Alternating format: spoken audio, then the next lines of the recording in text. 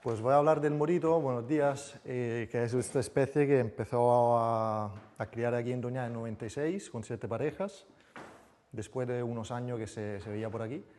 Y todo lo que sabemos de esta especie lo sabemos gracias al seguimiento que se ha hecho de la especie y gracias al anillamiento y al monitoreo de las poblaciones. Y es uno de los estudios más complejos, más completos sobre esta especie.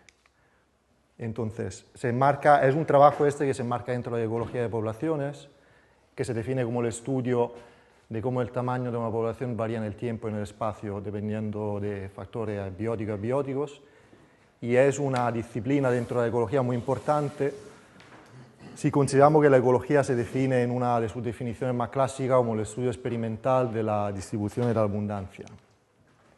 El tipo de datos que hace falta en ecología de poblaciones son datos de conteos, de censos, de presencia o ausencia de especies, de seguimiento individual a través de, por ejemplo, marcaje de individuos o radiomarcaje.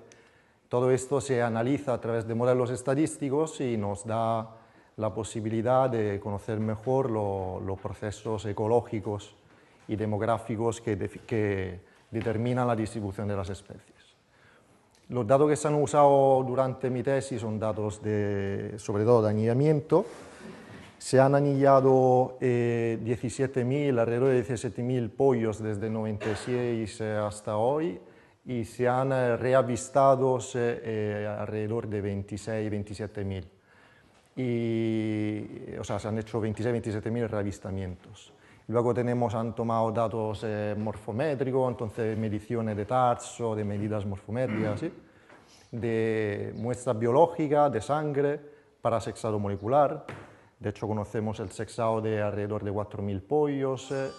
Y también se han sexado visualmente, lo han hecho los del equipo de seguimiento, la mayoría de los pollos que se han anillado hasta hoy, con una precisión bastante buena. Aquí vemos una imagen, no se ve muy bien, pero bueno, es una imagen muy bonita cogida de un dron, tomada de un dron, donde se ve una entrada en Juncabalejo, creo, justamente en una colonia mixta de ardeides y morito, y se ve en el lado izquierdo el grupo de anilladores que estaban anillando y luego lo que es el círculo amarillo más grande, todos los batidores llevando los pollos para el centro, ¿no? y luego pasándolos a los anilladores. El morito es una especie muy plástica, o sea, muy generalista en lo que se refiere a sus hábitos tróficos, lo que se come y a cómo dispersa, y es muy capaz de cambiar, de adaptarse a las situaciones tanto ambientales como demográficas, o sea, de cómo crece la población, entonces se adapta de forma muy plástica. Y probablemente esa es la razón por la que está, como mencionaba antes Curro, tan distribuida a nivel mundial. Es, como decía, la sexta especie de ave terrestre más distribuida en el mundo y está distribuida desde Oceanía hasta en los 5 continentes. Se especula que la población que está en América procede y ha procedido hace poco, relativamente poco, o sea, en el último siglo, desde el Viejo Mundo, o sea, desde África y Europa. Y en este sentido luego os daré un dato que es bastante interesante. Lo que he estudiado durante mi tesis ha sido, aprovechando el hecho de que Doñana ofrece unas condiciones ambientales muy variables en el tiempo y también en el espacio, pues aprovechar de esta variabilidad para ver cómo esto se relacionaba a los cambios poblacionales que hemos podido seguir gracias a los datos de anillamiento sobre todo, y gracias al hecho de que esta población se ha seguido desde sus verdaderos orígenes, o sea, se anillaron las 7 primeras parejas, o sea, los pollos de las 7 primeras parejas que se asentaron en el 96. Todo esto nos ha permitido abarcar preguntas muy importantes en ecología y utilizándola como especie modelo y conocer mejor la biología de esta especie también. Y las 4 secciones de las que voy a hablar, eso van a ser: la primera, os voy a hablar de la importancia de la recuperación de la FAO para esta población, y luego os voy a hablar del proceso de crecimiento poblacional y de dispersión de esta población de Doñana y cuáles han sido los factores más importantes que han afectado estos procesos. Y luego os voy a hablar brevemente también de un estudio que hemos hecho de razón de sexos en los pollos y también en la edad más adulta, porque hemos visto que la razón de sexo, lejos de ser un macho y una hembra, ha ido variando en el tiempo bastante considerablemente y esto se ha asociado a variaciones ambientales sobre todo y también a variación de competición entre pollos, porque crecía la población y había mucha más competición. Entonces, ¿cuánto ha sido determinante la recuperación de la FAO? La FAO ha sido seguramente un ejemplo muy bonito de recuperación de un hábitat húmedo. Antes se utilizaba para cultivos experimentales que fueron decididos por la FAO, de hecho, de ahí viene el nombre. Y luego en el 81 se empezó a restaurar, de hecho veis una foto del 84 donde ya se ve una modificación con respecto a la situación anterior y luego se ha ido restaurando cada vez más, de hecho ahora tiene también un régimen hídrico semiartificial y se bombea también agua cuando no la hay. Hay un centro de visitantes, desde luego conocéis, Valverde, y luego en el Lucio de los tres, que está más cercano al centro de visitantes, el Lucio de las Casas, en el 96 empezó una colonia mixta de ardeidos y de morito, que las primeras tres especies que se asentaron fueron la cangrejera, la imperial y el morito, que se llevan muy bien entre ellas, muchas veces se les ve juntas en la colonia. Y luego en el 98 apareció el martinete y en el 2001 la garceta y la boyera. Esto que vais a ver aquí, me voy a detener un segundo para explicaros qué es. En rojo se ve la dinámica poblacional, o sea, el número de parejas reproductoras desde el 96 hasta 2008, cuando terminó el estudio de estas 6 especies. Y las bandas que veis naranja, verticales, son los años secos del 99 y de 2005. Se ve enseguida, si lo observáis un poquito, que en correspondencia de esos años no hay cría, como es bastante lógico y conocido que ocurre para las acuáticas. Y esto ocurre tanto en la FAO, que son los puntos rojos, cuanto en el resto de Doñana, que son los puntos negros. Lo interesante es que intentando buscar a ver si había una relación entre estas dos dinámicas, ¿no?, en la FAO y fuera de la FAO dentro de Doñana, vimos que no había ninguna correlación y esto lo que nos viene a decir es que la FAO ha tenido una dinámica bastante autónoma y que ha funcionado como imán, como atracción de pareja y ha tenido una dinámica completamente independiente de lo que ocurría en el resto de Doñana, o sea que no era simple redistribución de parejas. También lo que hemos visto es que para el morito y la garza imperial, tanto a nivel de la FAO como en el resto de Doñana, pero sobre todo en la FAO, ha habido un aumento muy pronunciado, ¿no? Y ese número que se ve ahí puede ir de 0, incremento 0, a 1, máximo incremento, ¿no? Y ha habido un incremento muy elevado en esos años. También hemos visto que para las 3 especies más típicas invernantes en Doñana, que son el martinete, la garceta y la boyera, había una correlación muy pronunciada con una variable que sirve para cuantificar la disponibilidad de comida, de recursos tróficos, que era la superficie de marisma inundada. Para estas 3 especies había una relación muy positiva, explicando, o sea, diciendo que a cuanta más disponibilidad de recursos tróficos, cuanta más parejas. No lo hemos encontrado esto para el morito, pero eso es normal porque durante esta temporada el morito ha crecido un montón y entonces era imposible ver una correlación con algo que no fuera el crecimiento poblacional, ¿no? También se le ve en invierno el morito, como bien sabéis. Bueno, ayer me puse a añadir datos a lo que era este estudio, se publicó en 2010, entonces terminaba en 2008 el periodo de estudio, y he añadido los datos a partir de 2009, y podéis ver que en la FAO, en rojo, la población ha ido aumentando hasta el año de sequía de 2012, cuando, como es lógico, no ha habido cría, pero después de 2012 sí que ha seguido creciendo a nivel de la FAO, o sea, a nivel de Doñana entero, pero después de 2012 no la ha ido tan bien en la FAO, y eso es fácil de entender si consideramos que ha habido un deterioro bastante marcado en lo que es el sustrato preferido posiblemente para el morido para nidificar, que es el eneal, y también porque ha habido entrada de jabalíes. Me comentaba Manolo que el año pasado en verano se hizo una restauración de lo que es el vallado alrededor y esperemos que la situación vaya mejorando. Concluyendo entonces esta sección, la FAO ha sido muy importante, sobre todo para el morido, porque le ha permitido al morido volver a Doñana después de casi un siglo de haberse extinguido localmente del sur de España, y también lo ha sido para la garza imperial, sin duda. Que esto, lo que ha ocurrido dentro de la FAO no ha sido simple redistribución de pareja dentro de Doñana, sino que ha sido claramente ha tenido un papel como imán para estas especies y que les ha servido para su crecimiento poblacional. También hemos visto, y esto ha sido interesante ver, que la disponibilidad de comida, o sea, la cantidad de marisma inundada, pues tiene un efecto muy claro sobre cuántas parejas reproductoras de esas tres especies invernantes estarán nidificando luego en Doñana. En esta sección os voy a hablar de cómo ha crecido la población y de cuánto esto se ha debido a la entrada de la población, en la población reproductora de moritos que han nacido aquí en Doñana o a la llegada de individuos desde otras áreas que, por cierto, desconocemos hasta hoy. Primero os voy a decir muy brevemente esto, que los cambios de tamaño de una población se deben, como es lógico que sea, a la entrada y a la salida de individuos. La entrada de individuos son los nacimientos y la inmigración y el autorreclutamiento, o sea, los individuos que han nacido ahí y que luego se quedan para reproducirse aquí.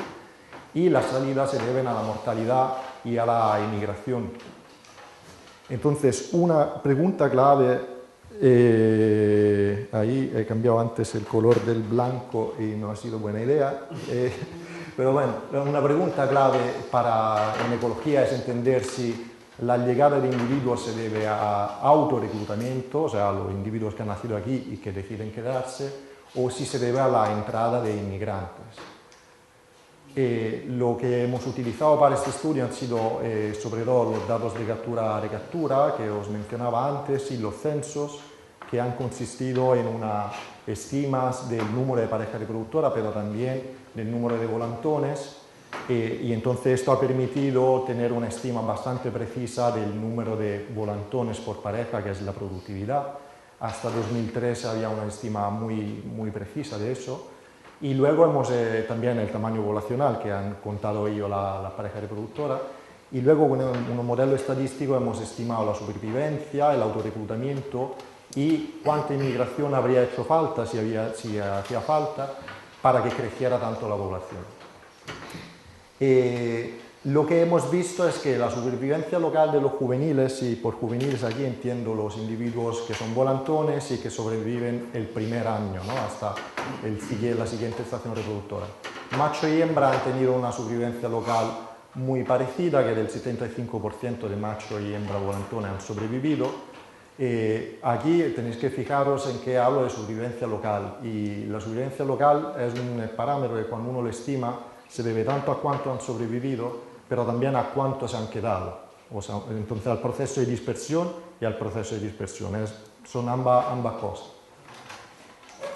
Y entonces vemos que la supervivencia local de los adultos que han entrado en la población reproductora ha sido un poco más alta de los machos con respecto a la de los hembras, pero hablamos de valores muy altos siempre.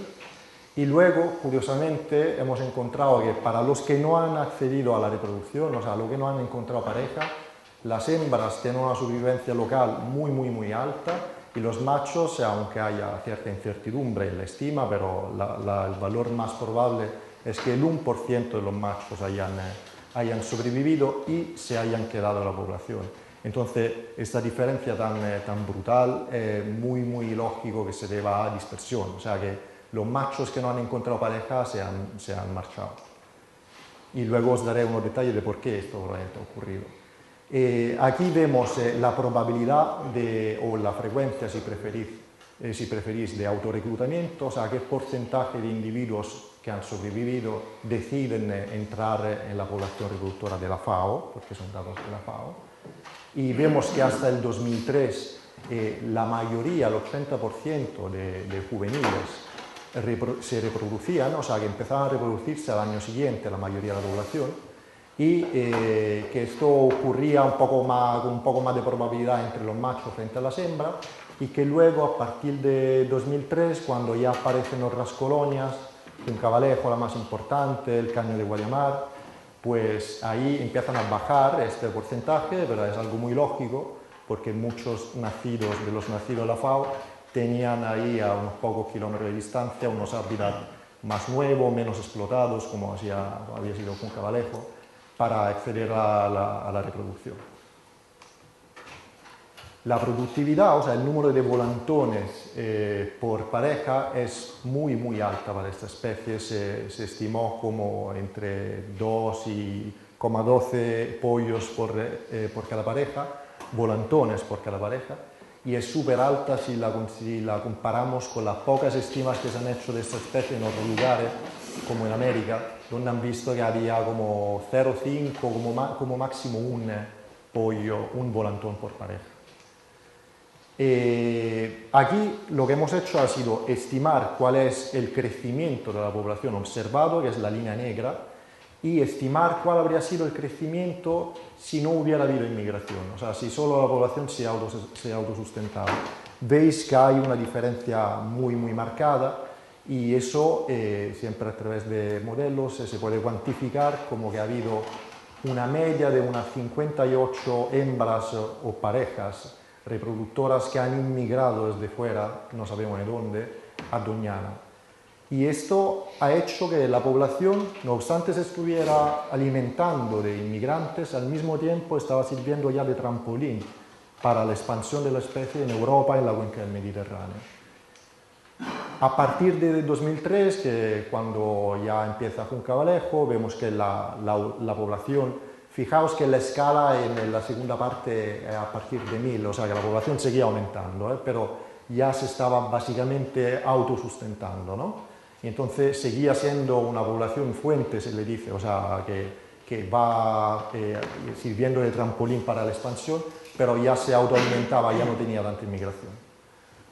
Esto, espero que consigáis ver algo, porque esta imagen es súper llamativa, porque si veis en Doñana, los cuadrados son las poblaciones reproductoras, entonces se ve un cuadrado muy grande en Doñana, que es donde está la población reproductora más importante. Y si veis cerca del Mar Negro, a ver si consigo aquí, pues ahí se ve una población que tenía que haber sido la más importante hasta hace muy poco, y está en el delta del Danubio y del Dnepr, que está en Ucrania, entre Ucrania y Rumania. Pero esa población se ve muy poco, es muy probable que haya ido disminuyendo en estos 20 años, pero ahí me comentaba Manolo, en unos árboles muy altos, aquí lo hacen Taraje y Neneal, entonces tiene problema importante de seguimiento y tenemos pocos datos de eso. Pero lo importante es que veis los círculos rojos, es que esta especie, todos los círculos rojos son el reavistamiento de individuos marcados en Doñana. Y entonces los veis desde Marruecos hasta Tunisia, Argelia, Portugal, donde por cierto empezaba a criar también. Luego está el delta del Ebro, que también es otra población reproductora importante. La Tour du Valais en Francia, en el sur de Francia. Y se están viendo en los ultimísimos años, o sea, incluso después de esta figura, se están viendo cada vez más también en el Reino Unido, que es una zona muy, muy alta históricamente para esta especie. Y es posible que incluso vayan a criar ahí, llevan 2 años que lo intentan. Aunque, bueno, has comentado que no sabes de dónde han inmigrado, sobre todo los primeros años, sí. Pero no tenéis sospecha de dónde pueden venir, porque hay dos, en Europa Occidental imagino que no había poblaciones de molitos, y en África seguramente serían pequeñas. ¿En África serían pequeñas las poblaciones? No te creas, porque por ejemplo en África, en lo que es la zona de Sous Massa, yo con esto soy muy malo, pero por allí, ahí había históricamente una población muy importante, pero luego ha ido como avanzando el tema de agricultura. Yo estuve ahí hace unos pocos años y lo vi. La verdad es que ha ido un poco aumentando la agricultura y tal, y la población se está haciendo más pequeña. Aún así he visto un montón de moridos anillados en Doñana. yo creo que hay dos hipótesis muy plausibles. Los moritos de Doñana podrían llegar desde el este europeo, o sea, desde esas colonias del Mar Negro que sabemos que están disminuyendo, pero podrían, porque de hecho hay un reavistamiento de uno marcado ahí en la ex Unión Soviética que se dio en Cerdeña en el 90 y pico.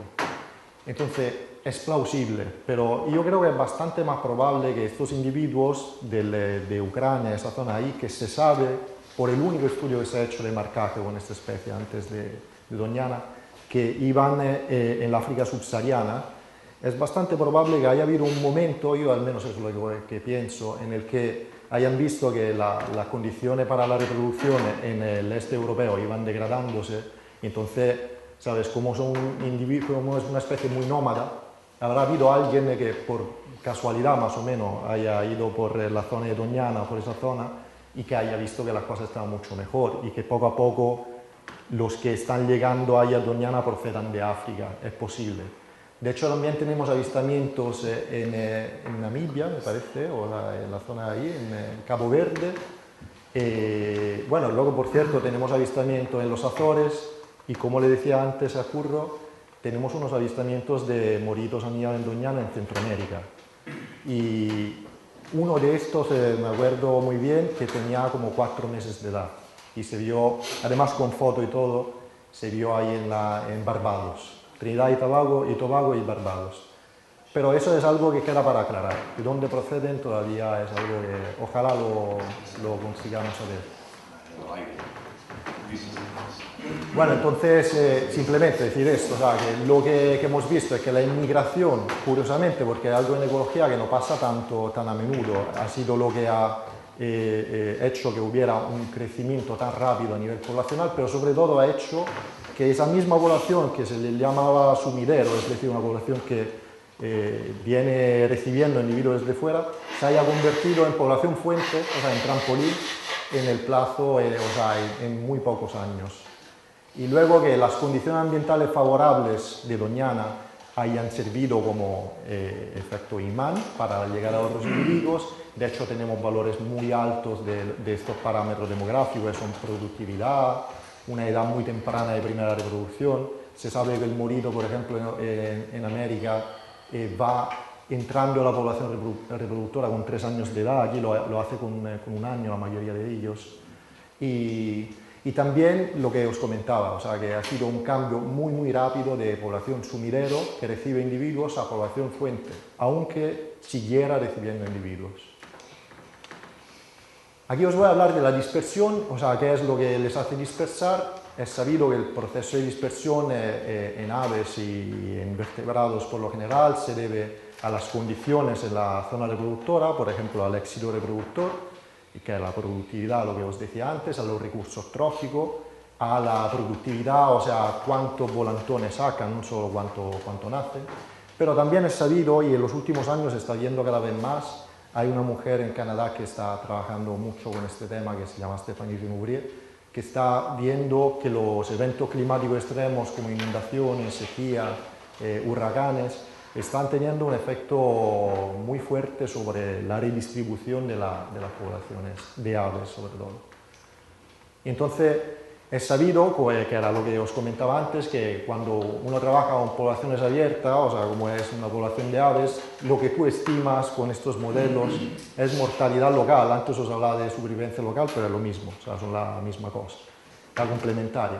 Y que la mortalidad local se debe a la mortalidad, pero también a la dispersión, a la inmigración, a ambas cosas. Entonces uno estima un mixto de las dos cosas, ¿no? Nosotros hemos estimado este mixto, que podemos considerar que sea más dispersión o más mortalidad, según uno tenga detalles y evidencia de esto, para unos individuos, los transeúntes, que he llamado transeúntes, que son individuos que han nacido en Doñana, pero que luego han tenido una frecuentación muy esporádica de Doñana, ¿no? Entonces son como individuos con una mayor propensión a dispersar, a emigrar. Y luego de individuos que tienen mayor frecuencia en Doñana, que yo les he llamado residente, y que han tenido dos dinámicas bastante diferentes en cuanto a la elección si dispersar, si emigrar o quedarse. Lo que hemos visto, esta es una serie que va desde el 99, que es el primer año de sequía, hasta 2011, ahí en las bandas de nuevo naranjas son los años de sequía, y vemos en verde los residentes y en rojo los transeúntes. Lo que se ve es que la probabilidad de dispersión aparente, porque tenemos una evidencia que no os voy a detallar para no aburrir, pero que esa variación se debe sobre todo a dispersión, y en el 99 y en el 2005 hubo como una frecuencia de dispersión muchísimo más alta que el resto de los años. Esto nos dice que las sequías en Doñana evidentemente cuando hay sequía no se están reproduciendo, y eso es algo sabido, pero lo muy interesante es que cuando hay sequía dispersan. Entonces esto viene a confirmar los estudios de esta investigadora canadiense, que nos sugiere de que, ojo, porque la sequía aquí realmente están teniendo un efecto directo sobre la redistribución de las especies, ¿no? Y también lo que vemos es que para los individuos más residentes, o sea, menos propensos a dispersar, a medida de que iba pasando el tiempo y probablemente a medida de que iban acumulando experiencia como reproductores en Doñana, decidían quedarse más, o sea, disminuye esa probabilidad de dispersión, esa frecuencia de dispersión. Sin embargo, para estos individuos más fáciles a la dispersión, vemos que esto varía correlacionándose con la probabilidad, con el éxito reproductor de la colonia. O sea, si en la colonia las cosas iban mal, había una probabilidad mayor de que estos individuos decidieran marcharse. Si en la colonia las cosas iban mejor, o sea, en términos de pareja reproductora, de volantones por pareja reproductora, pues tenía una mayor probabilidad de quedarse, ¿no? Y también hemos podido estimar la razón de sexo, y esto es algo que a mí me interesa mucho porque lo que se ha visto es que la razón de sexo expresada como el porcentaje de macho, ¿no? Al comienzo de la colonia había una mayoría aplastante de machos entre los adultos que se quedaban en Doñana, pero luego con el paso del tiempo se ha ido hacia una razón de sexo que se dice paritaria, ¿no? Una hembra y un macho. Y esto es algo que hemos visto con el morito muy a menudo porque nos sugiere cosas muy interesantes, que luego os voy a detallar. Entonces, concluyendo este aspecto, hemos visto que los eventos climáticos extremos son los que están teniendo un efecto muy fuerte sobre la dispersión y entonces indirectamente sobre la expansión de la especie, que de hecho del mapa que os he enseñado antes, la mayoría de esos individuos se vieron sobre todo en el 99 y 2005, que fueron los años de sequía.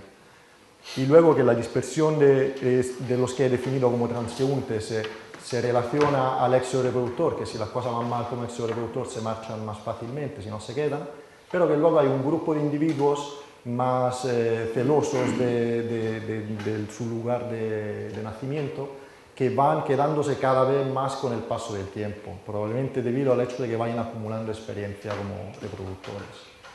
Y esto es lo que os estaba sugiriendo, es que muy a menudo en aves, y no solo en aves, se suele hablar de pues, el macho, los machos son los dispersantes, las hembras son las filopátricas, y eso es algo que, bueno, yo he leído un montón de veces. La verdad es que el morito, en este caso de estudio, nos sugiere que realmente lo que es el sexo más dispersante es algo que se debe a variaciones a las condiciones ambientales, que bajo ciertas condiciones ambientales los machos son más dispersantes y bajo otras las hembras son más dispersantes. Y es algo que ahora os voy también a dar unos detalles en esta última sección, donde os hablo de este estudio de la proporción de sexo de los pollos, que es sabido, bueno, una de las primeras teorías sobre qué conviene tener un hijo o una hija, pues uno de los primeros que empezó a pensar este tema fue el mismísimo Darwin, y luego Fisher, unos 40-50 años más tarde, lo formalizó de forma más matemática y más precisa, ¿no? esta idea. La idea era que, bueno, que viendo que la mayoría de las poblaciones tienen más o menos una razón de sexo paritaria, pues pensaron que, bueno, que hay una misma asignación de recursos a machos y hembras, ¿no? O sea, que se le da los mismos cuidados parentales, el mismo esfuerzo a los machos y a las hembras.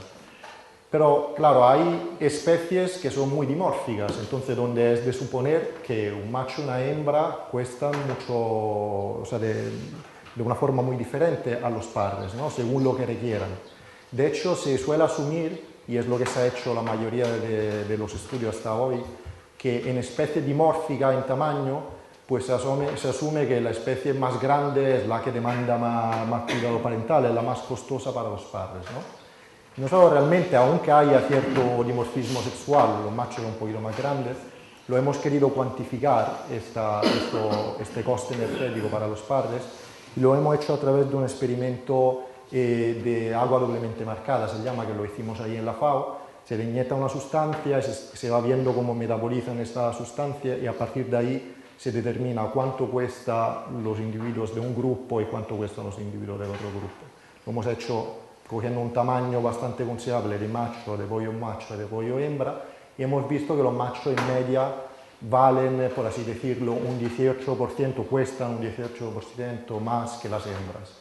Esto, según el argumento de Darwin y de Fisher, nos haría esperar una razón de sexo sesgada hacia las hembras, ¿no? O sea, un 46,5% de machos. O sea, que hay más hembras que machos.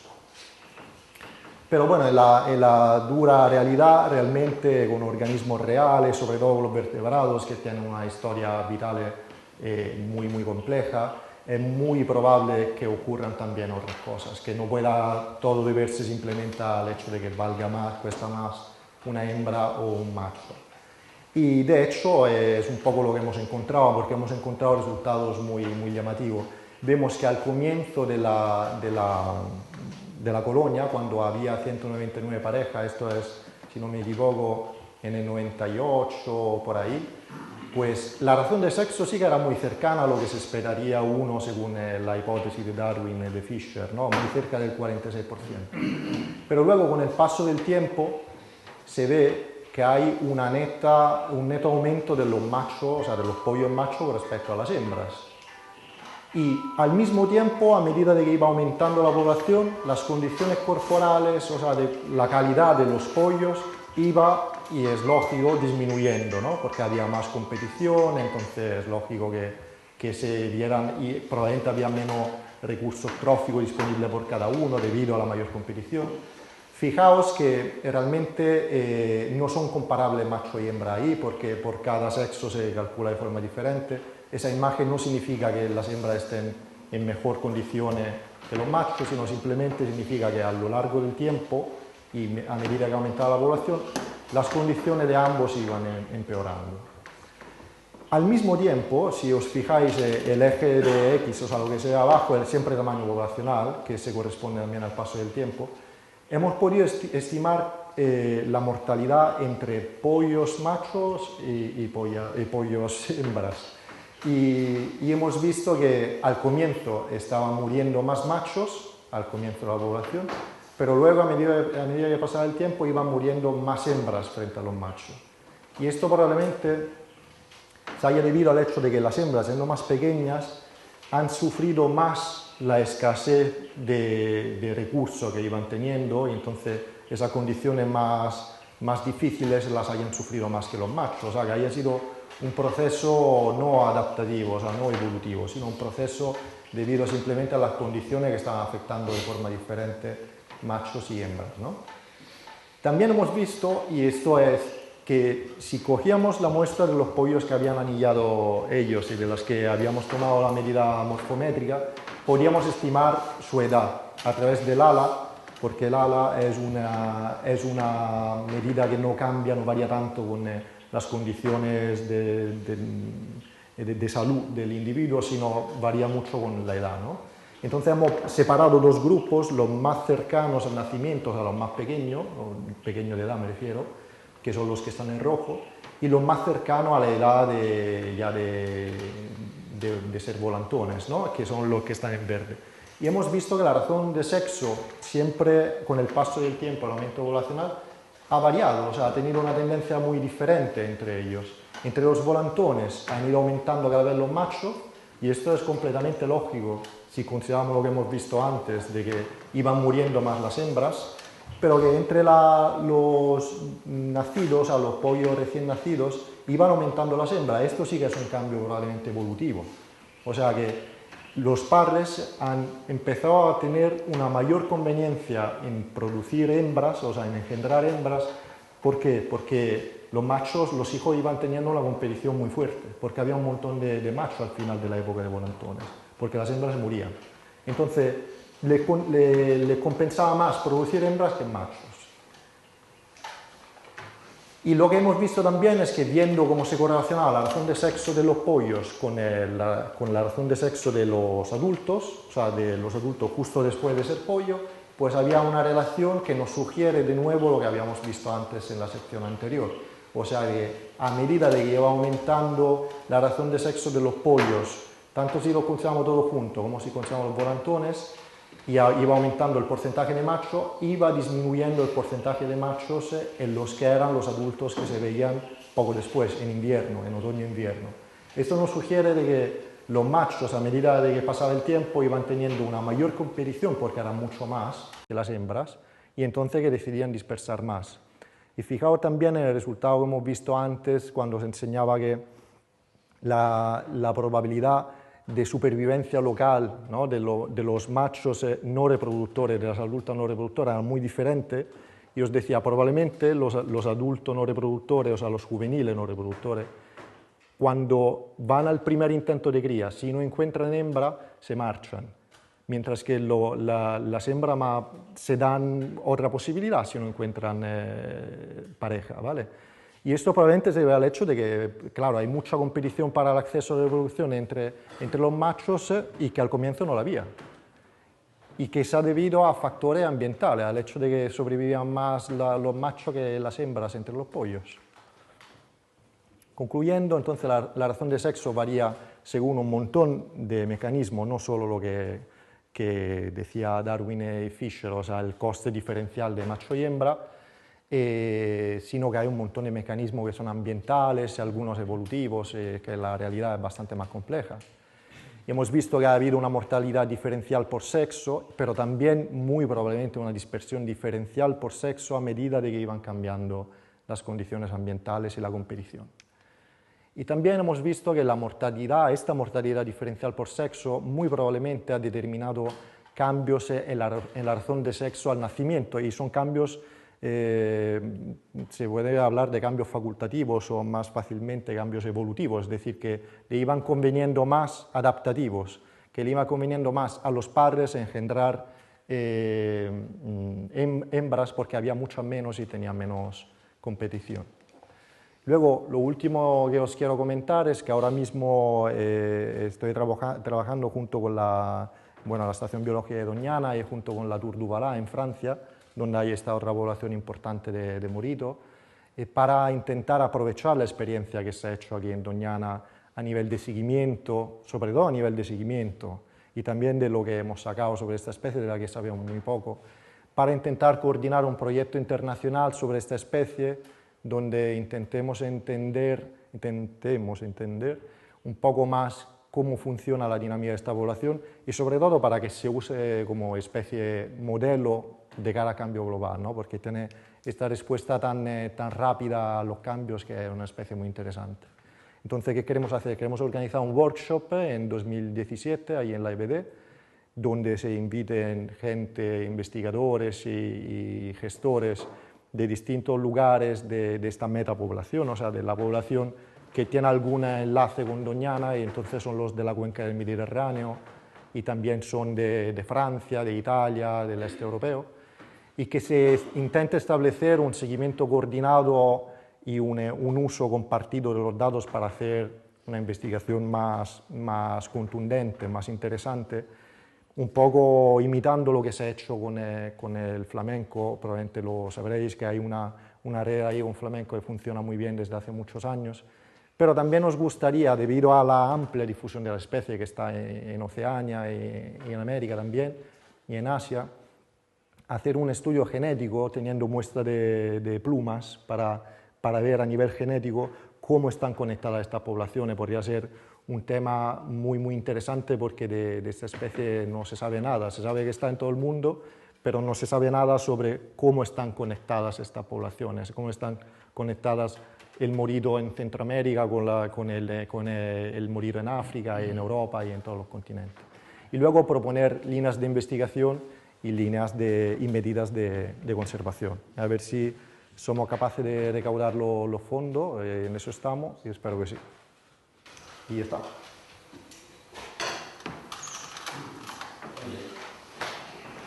par de cuestiones. Una en relación a lo que te pregunté antes. ¿Tenéis, no sé si alguno de vosotros, tenéis individuos en las colecciones de esos primeros años que no hayan nacido aquí? Porque ahora las técnicas moleculares han variado mucho en los últimos 20 años y a lo mejor con cuestiones de isótopos o de ADN se puede saber si el origen realmente viene de sus masas o de... Sería muy interesante. Yo creo individuos, o sea, especímenes ahí, no creo, no me resulta. No sé si puede haber algún tema de pluma o de alguna cosa que se recolectó a los primeros años. Solo pollo, ¿verdad? Sí, el pollo ya podría ser un poco diferente porque las plumas, los isótopos darían los marcadores de aquí y en plan de ADN no sé hasta qué punto se para isótopos sí. Para isótopos sí, pero para ADN yo no soy experto en genética para nada, pero bueno, según lo que me comenta, yo tengo un compañero amigo que estoy intentando involucrar en esto y según lo que me comenta, yo creo que con genética sí que se podría ver alguna cosa. De hecho, cuando hablaba del estudio esto de conectividad entre poblaciones, ya solo con tener las plumas de los ejemplares de hoy en día, ¿no? de cuando empezaron, es bastante probable que seamos capaces de ver de dónde procedían, o sea, de cuál es el enlace genético, el parecido genético con poblaciones, imagínate, de África subsahariana, ¿sabes? Podríamos ver que hay mucho parecido genético entre estas dos poblaciones y menos con las de Europa del Este. Entonces eso sería como una respuesta, ¿no? O sea, nos diría, bueno, probablemente venían de allí. Y ahora otra cuestión, la gráfica que has puesto de volantones y recién nacidos, sí. Parece que hay un sesgo hacia las hembras en los recién nacidos. Sí. Y no sé si intuís cómo se produce, porque la determinación sexual viene genética. Sí. Entonces no sé si hay un predominio de que los padres atienden más a los pollos hembras que a los machos, o cómo se da ese sesgo al final. Mira, esto es un tema a mí me parece súper interesante, incluso hay muchos estudios en humanos que son realmente muy interesantes, porque realmente lo que se sugiere y se va diciendo cada vez más en los últimos años, dice, bueno, para hacer estudio de sex allocation se llama, o sea, de cómo se distribuyen los recursos por parte de los padres a tener hijos, a tener hijas, pues debería uno tener datos lo más cercano al momento de la fecundación, para que se pueda hablar de cambios evolutivos, ¿no? ¿Sabes? Para que sean dinámicas evolutivas, mecanismos evolutivos. Realmente cuando nosotros lo medimos, por ejemplo, cuando tenemos datos de los pollos volantones, ahí de por medio ya había habido mortalidad, de hecho hemos sido capaces incluso de estimarla y ver que la mortalidad diferencial estaba determinando la razón de sexo en el momento de la medición, ¿no? Del marcaje de los pollos. Los mecanismos de cambios en la razón de sexo de los hijos son todavía desconocidos. Y hubo un trabajo de una alemana hace unos años que decía, bueno, pues yo esto no me lo creo, porque no hay manera, nadie hasta ahora ha demostrado cómo se determina a nivel genético, a nivel molecular, cómo se sesga la razón de sexo de los hijos. Pero bueno, es que es un poco absurdo realmente, porque sí que hay estudios que demuestran cambios evolutivos en la razón de sexo muy bestia, ¿sabes? Muy fuerte. Y entonces no sabemos los mecanismos, pero sabemos que eso existe, ¿sabes? Sabemos que eso se produce y que además tiene una componente claramente evolutiva, o sea, de cuánto le conviene en términos de fitness, o sea, en términos de cómo se heredan luego los genes del individuo, ¿no? Entonces sabemos que es un proceso que existe, hay evidencia muy clara de esto, pero todavía no se conocen los mecanismos moleculares de cómo se produce.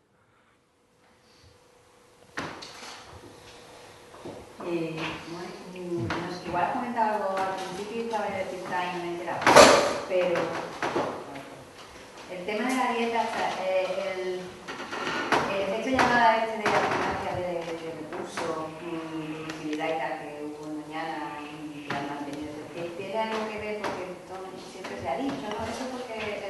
cangrejo, ¿no? cangrejo. El cangrejo. Sí, Que sí. realmente anterior a 20 años antes fue cuando se introdujo, ¿no? De que tía, pero bueno, a lo mejor ha tenido algo que ver, estudios Mira, de dieta. los hay, o sea, hay estudios. Hay un estudio de una compañera amiga mía, Zulima Tablado, hace unos años con Fernando Hiraldo, donde demostraban de que el cangrejo había tenido un efecto positivo. De hecho, fue un estudio muy controvertido sobre la dinámica poblacional de muchas acuáticas, entre las cuales el morito. O sea, una parte de los datos que han utilizado ellos para ese estudio eran datos de regurgitaciones y observaciones de morito. Y también hay estudios de dieta, hay uno, por ejemplo, de Andy Green, donde se ve claramente que también consume cangrejo. Y yo con mis propios ojos, y probablemente también vosotros, he visto un montón de veces morito comer cangrejo. O sea que yo creo que el cangrejo está claro que es un recurso trófico muy explotado para muchas especies acuáticas. Otra cosa, y esta es mi opinión personal, es saber qué habría ocurrido si no estaba el cangrejo, que es más complicado de hacerse uno una idea. O sea que es evidente que lo comen, entonces es evidente que le viene bien, pero también es difícil decir cuánto eso tenga una relación causa-efecto clarísima, ¿sabes? Hay estudios que lo sugieren, este estudio de Zulima Tablado sí que lo sugiere claramente. Pero bueno, esta especie se come de todo, la verdad. O sea, es que es muy, muy generalista en lo que se come. No solo hemos visto comerse de todo, ¿no? O sea, cualquiera ha ido al campo haciendo observaciones de morito, es que desde molusco, crustáceo, peces... Teniendo de recursos, pues Sí, hubiera sido igual sin cangrejo, ¿no? A saber. Se puede dar un poco la paradoja, ¿no? De que no, ma de hecho es lo que se bueno, sugiere. pues eso, Doñana, a lo mejor Polonia, porque la calidad buenísima, en condiciones maravillosas, y ha sido debido a una especie. Sí, mira, o sea que los recursos tróficos son importantes, está claro, porque por ejemplo en la FAO, bueno, es algo también obvio, pero bueno, eso lo demuestra. En la FAO hay bombeo de agua, las condiciones hídricas, las condiciones para la nidificación en el 99-2005 probablemente no eran tan absurdas para que nidificaran, pero no había recursos tróficos. La marisma no estaba inundada, no tenía que comer, o sea que es evidente que necesitan tanto unas condiciones de nidificación como de comida. Pero ojo, porque también necesitan condiciones de nidificación. O sea, el morito se ha visto claramente beneficiado por el hecho de que había unas condiciones para nidificar con poco disturbo antrópico, sabes que la FAO tenía un vallado, un sistema de protección contra la entrada de depredadores, sabes, terrestres, o sea que también eso yo creo que ha tenido un papel muy importante. Luego sí es posible y es probable que también el cangrejo haya ayudado en este sentido, porque hay estudios que lo sugieren, vaya. Pero que son las dos cosas, nidificación y comida, vaya.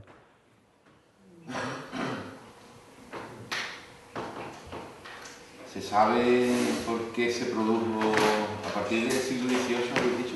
La extinción del... ¿Hay alguna hipótesis de algún...? Sí, las hay, pero son especulativas, como por desgracia muchas veces especulamos, porque ¿sabes? Es difícil, y más con el registro histórico. A final del siglo XIX se extinguieron.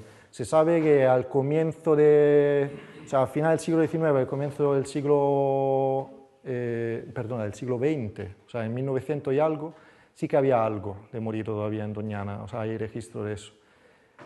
Es bastante probable de que realmente lo que haya sido un factor determinante para esta especie, que cualquiera que haya trabajado con ella sabe que es muy huiriza, no le gusta mucho tener humanos por ahí demasiado cerca, ¿no? Aunque luego sea muy plástica, ¿no? Muy fácil de adaptarse a la cosa, pero le molesta mucho el disturbo antrópico, es probable que haya habido un crecimiento poblacional, bueno, es sabido que ha habido un crecimiento poblacional importante en aquella temporada, a nivel también industrial, agrícola, o sea, ha habido cada vez más explotación de hábitat húmedo, entonces han degradado los hábitats húmedos muchísimo en España en ese periodo, y entonces que la hayan pasado canutas en ese sentido, ¿no? Porque haya empezado a faltar lo que decía yo del hábitat para nidificar, que no es solo, deben tener las dos cosas, claramente.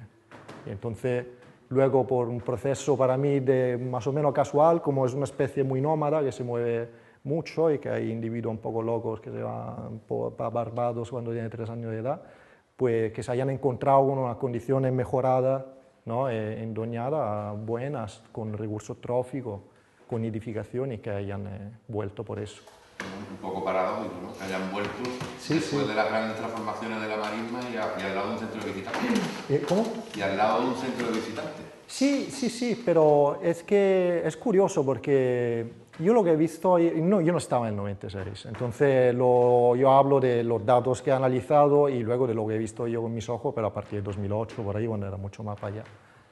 Realmente es que en esto es curioso como especie, porque cuando tú te acercas, por ejemplo, a hacer lectura de anillas en coche, tal, pues, o sea, que no son tan fáciles de leer. Prácticamente, por eso, sí, que yo, al contrario a las vallas, ya soy partidario de las vallas, porque cuando hay vallas, crece la vegetación palustre y hay colonias de circoniforme, y es así de claro. Sí. Pero claro, en el año 96, pues el único lineal que había en Doñana estaba en la FAO, porque estaba vallado y es donde podía crecer la vegetación palustre. Luego se ha bañado afortunadamente en Cabalejo y ha reaccionado igual de bien las aves acuáticas.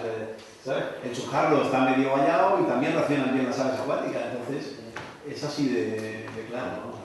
Entonces, claro, y luego el morito y la garza llegaron después que el humano, es decir, cuando el bicho, yo creo, llega después del humano y el hombre allí en la FAO no molesta, hombre, claro, no salen afuera, no hay, yo qué sé, no hay mucho jolgorio, ¿no? Sino que están dentro, son gente de bisólogo, gente que va a ver pájaros, pues entonces el animal se adapta muy bien. Entra por el lado contrario, donde está la gente, y no tiene ningún problema.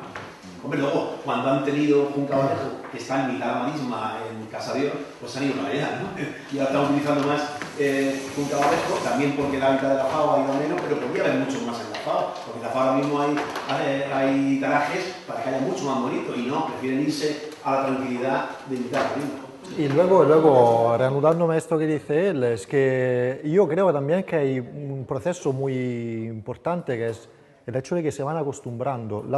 La gráfica esa que os enseñaba antes de los residentes que iban haciéndose cada vez menos dispersantes con el paso del tiempo, era de individuos nacidos en la FAO. No sé si luego antes lo he mencionado.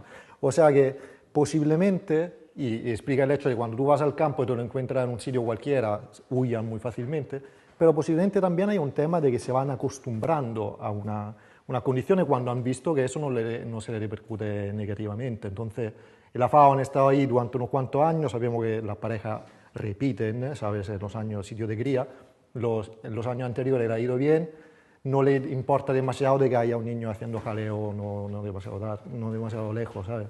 Yo creo que también hay un tema así. Oye, ¿se mueve mucho para alimentarse? ¿Se mueven? No, hemos hecho, hay algún dato, pero todavía no hemos hecho nada midiendo esto, ¿sabes? Cerca de Sevilla, por ahí por Bellavista, sí. Se ven cada vez más. Es que hay una colonia, hay una colonia que se llama la Fuente del Rey, que están 2 hermanas, que ahora mismo puede tener más de 500 parejas. Esa colonia se formó también con la sequía del 2012, creo recordar. Siempre que hay episodios de sequía en Doñana, se dispersa la especie. Entonces se formó esa colonia, de hecho nos llamó una persona que estaba muy interesada en el tema, un ecologista de la zona, de 2 hermanas. Y es una isla, bueno, se llama Fuente del Rey porque tiene historia aquello, no sé si era el rey, bueno, un rey, no me acuerdo de cuál, vino allí, hay una fuente famosa y tal, es un barrio de 2 hermanas, que está al lado de la autovía, al lado del Bande, del hospital. Ahí las habrás visto. Pero claro, si vais ahora por la autovía de Cádiz, ves pasar moritos, pero no, hay moritos y hay también garcilla, garceta, etc. Y entonces esa colonia pues va bien, claro, porque están en grandes tarajes, en una isla, con lo cual, aunque es un barrio bastante populoso y tal, pues parece que no tiene muchas molestias, ¿no? Y la colonia se va bien. ¿Se ha puesto emisores nunca ninguno para ver lo de la...? Todavía no, yo lo intenté dar la lata con eso, pero no lo conseguí durante mi doctorado. A ver si somos capaces de organizar esto, yo creo que si ponemos de pie un proyecto así un poco internacional, seguramente haremos algo del estilo. O sea, es una cosa que yo tengo pensado desde siempre, vaya, que sería muy interesante verlo. No va a ser tan fácil, no va a ser fácil recapturarlo, pero hay unos emisores data loggers que lo que hacen es cuando vuelven a la colonia, tienes ahí unas antenas puestas y entonces sin capturar descargan todos los datos de lo que han hecho en el último año, ¿no? A mí me gustaría hacer algo de estilo, a ver si... Durante esos años de declive aquí, ¿dónde estaba la población mundial, ¿en qué situación está?